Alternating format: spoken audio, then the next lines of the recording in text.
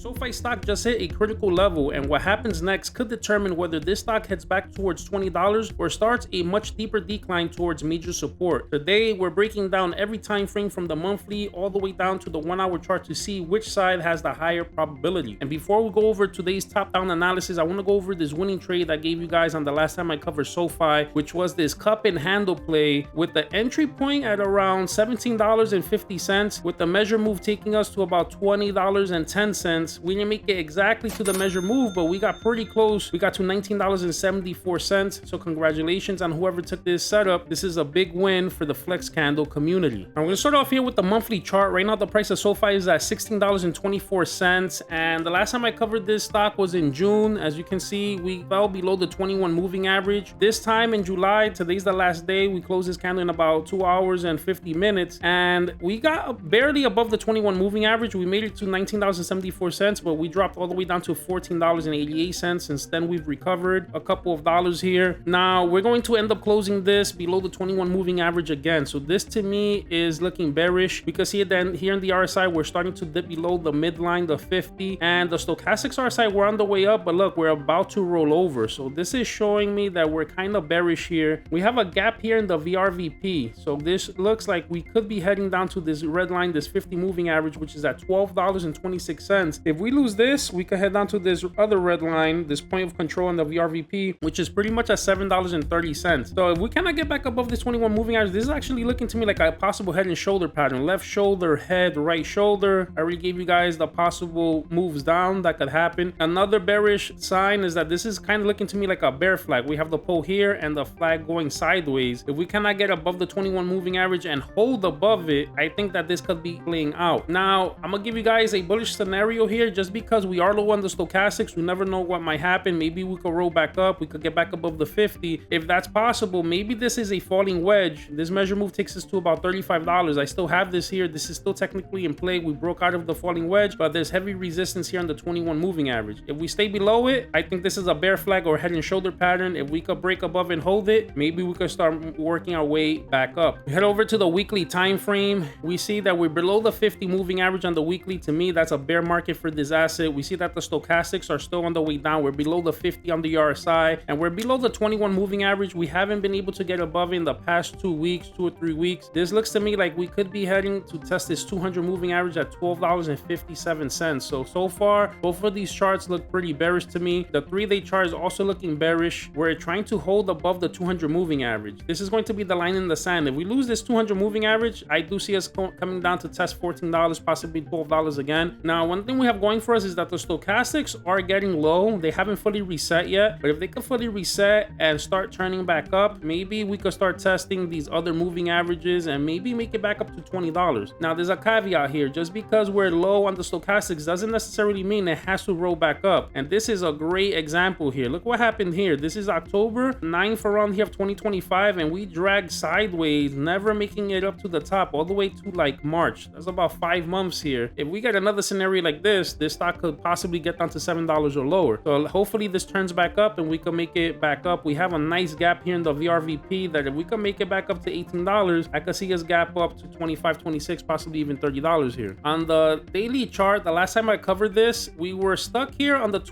100 moving average. You got rejected. I was telling you guys, if we could get back above the 100 moving average, it's possible we could make a run to test this 200 moving average. We actually did get back above the 100 moving average, but we fell short halfway. We never even went to touch the 200 moving average. Since then, we rolled over and we're below the 21, the 50, the 80, the 100 moving average. This is pretty bearish to me. The fact that we couldn't even come up here to touch the 200 moving average is just showing me again, it could be possibly more downside. The stochastics is pointing up, but this could easily roll over just like it did here. So kind of another bearish chart for me, guys. On the 4-hour time frame, the stochastics are on the way up here, but again, we lost all the major moving averages. You guys already know if on the 4-hour chart we're below the 200 moving average, I have to be a bear. This 21 moving average is crossing down on the 200 moving average. That's bearish, and we're starting to get tweezer tops here. If we make it to the top of these stochastics, this starts to roll over and we're not above the 200 moving average. More downside in my eyes. Now on the 1-hour time frame, we see the stochastics are toppy, that we're on the way down, and I'm starting to see some curvature possibly back up, but we haven't been able to break this 50 moving average. Ultimately, we need to get back above this 200 moving average on the 1-hour chart. That's at $17.51. We could break